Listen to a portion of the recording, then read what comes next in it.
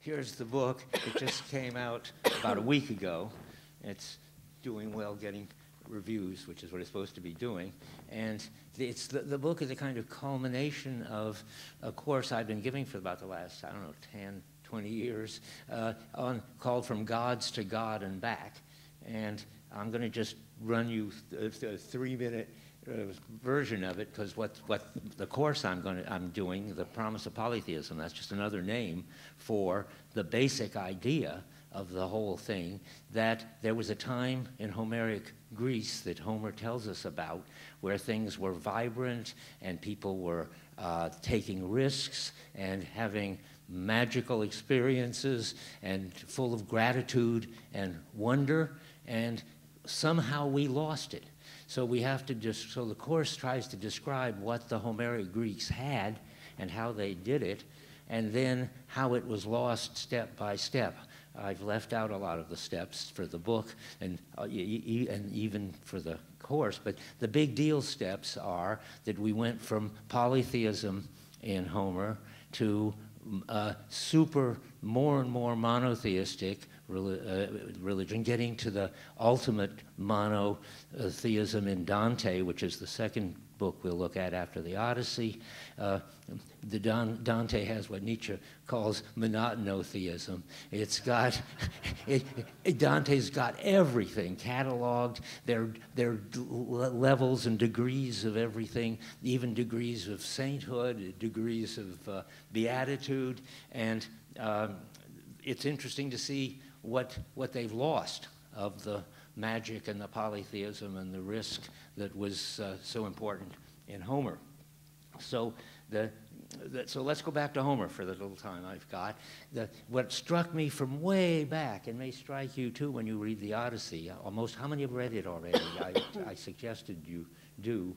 Okay, well, what's interesting is how much they are like us. They have their dinner parties and their affairs and their intrigues and everything, but there's one thing which is just weird.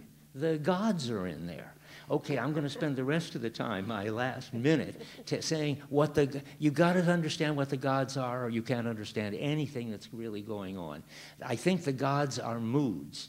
They are attunements. They define the situation. I'll give you one example. In the Odyssey, at a dinner party for all the aristocrats, Menelaus and Helen are this perfect couple, and what happens is Helen tells a story there. The story about how Aphrodite shone on the scene when a visitor from a foreign country, a stranger, came by, and a house guest, and everything lit up erotic, because that was Aphrodite shining on the scene. And though Helen was perfectly happy with Menelaus and they had just had a kid, she ran off with Paris, as you all know, and that started the Trojan War.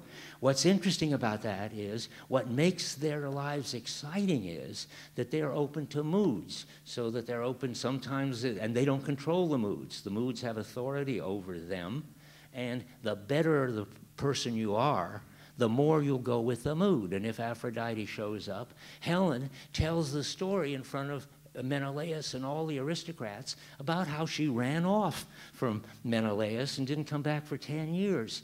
And his response to it is, a nice tale, my dear, and very well told. Now, you might think that that's just being ironic, but it isn't at all. She's boasting that she is totally receptive to the gods, and in her case, Aphrodite being the main god.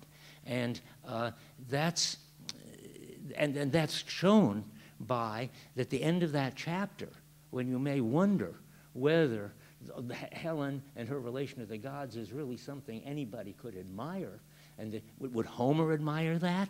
The last lines of that particular book, which we'll be reading, of that part of the Odyssey, is when Menelaus went to bed that night, beside him lay Helen, white-robed Helen, peerless among women. So we better get used to understanding what her relation to the gods were and what it is to do it right, because she took the risks and she got the wonder, and she was grateful, even though Paris what turned out to be a kind of loser, she did not regret or take back what she had done. Okay, that's the sample.